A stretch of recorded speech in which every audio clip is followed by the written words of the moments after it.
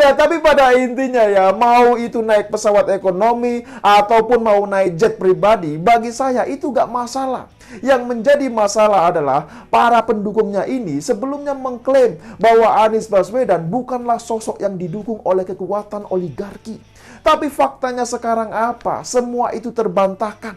Justru aroma-aroma oligarki itu mendominasi di lingkaran seorang Anies Baswedan. Kan itu faktanya saat ini, benar gak? Jujur saja ya, melihat fakta ini semua, saya jadi curiga. Jangan-jangan Anies Baswedan adalah capres idola bandar oligarki.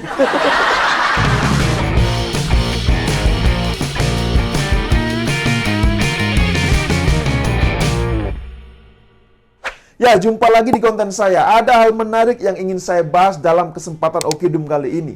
Ya, kita tahu bahwasanya pemilu 2024 masih belum dimulai.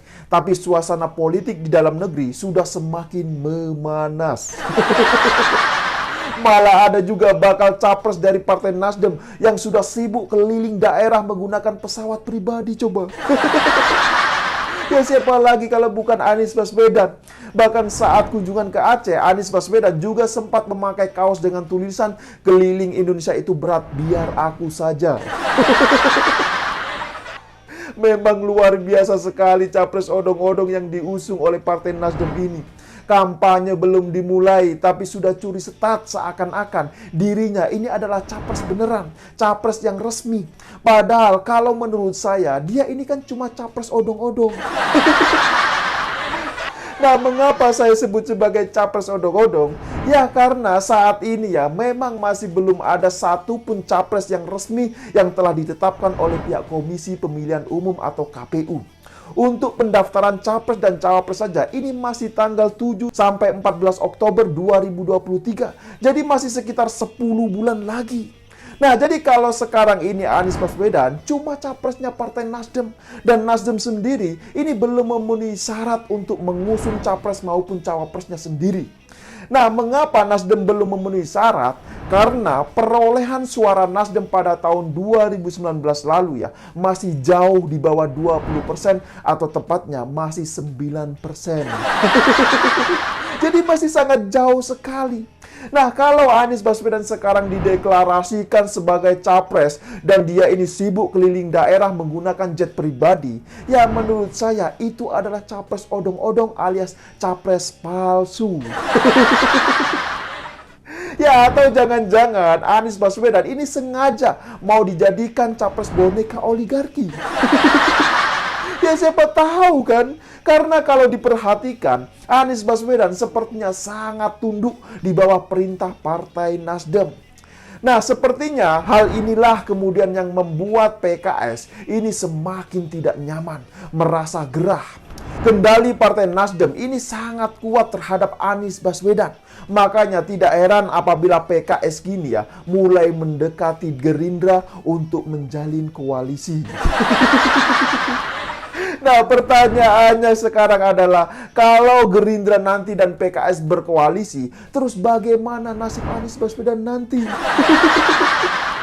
Karena kalau misalnya ya Gerindra dan PKS berkoalisi, maka mereka sudah memenuhi syarat untuk bisa mengusung capres dan cawapresnya sendiri. Nah, kalau itu sampai terjadi, maka bisa jadi ya Anies Baswedan akan menjadi capres odong-odong selamanya. Jadi meskipun sekarang dia ini sibuk keliling daerah untuk berkampanye ya menurut saya itu akan sia-sia saja. Karena yang paling penting saat ini adalah bagaimana bisa menjalin koalisi terlebih dahulu. Agar kenapa? Agar syarat presidensial threshold atau PT 20% itu tercapai dan bisa mengusung capres dan cawapresnya. Nah, yang dilakukan Nasdem ini kan justru kebalikannya. Koalisinya belum terbentuk, belum tercapai, syarat PT 20% juga belum terpenuhi, tapi sudah mendeklarasikan capresnya coba. Lah ini kan lucu sekali. Dan akhirnya apa? Akhirnya Nasdem pun kesulitan untuk menjalin koalisi. Ya, tapi ada yang menarik ketika Anies Baswedan keliling daerah dengan menggunakan pesawat jet pribadi tersebut. Menariknya adalah siapakah pemilik jet pribadi yang memfasilitasi Anies Baswedan ini? Apakah benar pemiliknya ini adalah bandar oligarki? Ngeri sekali kan? Ya kalau misalnya itu benar, maka boleh dong kita sebut Anies Baswedan ini sebagai capres boneka oligarki. Nah gimana, setuju gak? Ya silakan berikan komentarnya di bawah. Ya jujur saja ya, kalau diperhatikan sebelumnya, para pendukungnya ini, pendukung Anies Baswedan ini sempat membanggakan Anies Baswedan yang naik pesawat kelas ekonomi. Terutama ketika Anies Baswedan berkunjung ke kota Medan, yaitu pada tanggal 4 November 2022 lalu. Nah, pendukungnya ini mengklaim dengan naik pesawat kelas ekonomi, maka itu membuktikan bahwasanya Anies Baswedan memang sangat-sangat merakyat. Begitu katanya. Nah, anehnya ketika Anies Baswedan ketahuan naik pesawat jet pribadi, para pendukungnya ini mendadak bungkam coba. Kasihan sekali mereka ini. Untung saja ya ada yang memvideokan waktu Anies Baswedan ini turun dari pesawat jet pribadi tersebut. Jadi publik ini semuanya bisa tahu kalau dia ini ternyata difasilitasi oleh oligarki.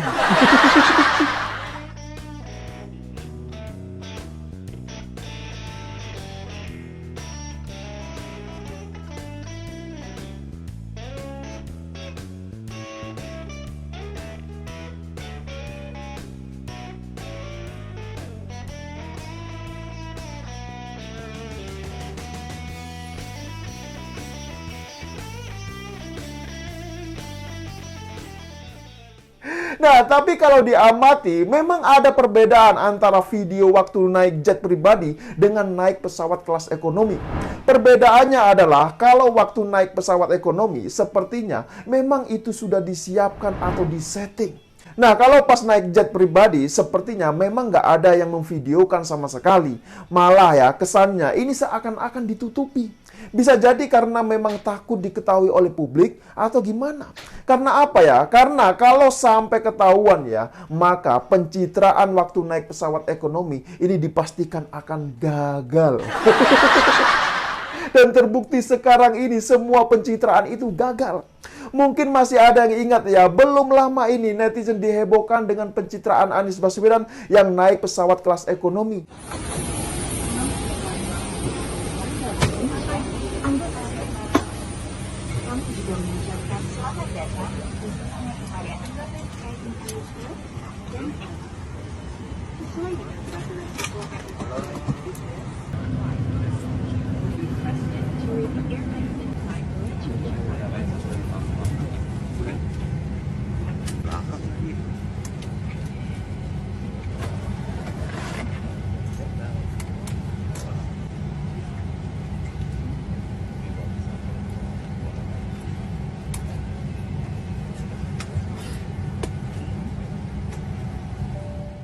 Dan tahu tidak, Anies Baswedan duduk di barisan paling belakang. Coba bayangkan, naik pesawat kelas ekonomi dan duduknya ini paling belakang. Memang aneh, kok bisa ya duduknya paling belakang, tapi datangnya ini paling akhir coba. Nah ini kan aneh sekali. Nah, udah gitu ya, lengkap dengan pasukannya yang siap untuk merekam video. Bahkan Anies Baswedan juga terlihat memasukkan sendiri kopernya di bagasi coba. Parah sekali kan. Lah ini kalau bukan pencitraan, terus apa coba? Padahal semua orang juga sudah tahu. Biasanya ya, kalau kita naik pesawat ini, maka penumpang yang nomor duduknya ini di paling belakang, maka akan dipersilakan terlebih dahulu untuk masuk. Nah, baru kemudian ini giliran penumpang yang nomor duduknya ini di barisan tengah. Kan biasanya seperti itu, bener gak? Nah, kalau ini kan aneh, duduknya paling belakang, terus masuknya juga paling akhir. Dan ketika masuk pun ya, ada yang siap untuk memvideokan coba. Ya sekarang semua orang juga tahulah tujuan di video itu apa. Tujuannya kan ini agar ketika mendapatkan banyak sambutan dari para penumpang lainnya ya, maka ada dokumentasinya. Dan itu bisa digunakan untuk pencitraan. Seakan-akan Anies ini banyak mendapatkan sambutan. Kan itu tujuannya, benar gak? Tapi sayang ternyata banyak sekali penumpang yang tidak mengenal Anies Baswedan. Ya Ya, tapi pada intinya ya, mau itu naik pesawat ekonomi ataupun mau naik jet pribadi, bagi saya itu gak masalah. Yang menjadi masalah adalah para pendukungnya ini sebelumnya mengklaim bahwa Anies Baswedan bukanlah sosok yang didukung oleh kekuatan oligarki. Tapi faktanya sekarang apa? Semua itu terbantahkan. Justru aroma-aroma oligarki itu mendominasi di lingkaran seorang Anies Baswedan. Kan itu faktanya saat ini, benar gak? Jujur saja ya, melihat fakta ini semua, saya jadi curiga. Jangan-jangan Anies Baswedan adalah capres idola bandar oligarki. Ya siapa tahu kan, benar gak? Jadi sudahlah, jangan sok-sokan menolak oligarki atau mengklaim bahwasanya dirinya adalah yang paling suci. Kalau sudah seperti ini, kan jadinya meludah ke muka sendiri. Nah, jadi gimana? Apakah sampai di sini sudah paham semua? Ya, silakan berikan komentarnya di bawah. Ya, saya kira demikian dululah opini singkat Okedum kali ini. Pesan saya buat Anies Baswedan. Teruslah keliling Indonesia, walau itu tak berguna. Ya, saya pikir itu tidak lupa saya ingatkan, jaga terus NKRI. Terima kasih buat yang sudah like dan menonton video ini dari awal hingga akhir. Dan sampai jumpa di episode Okedum selanjutnya.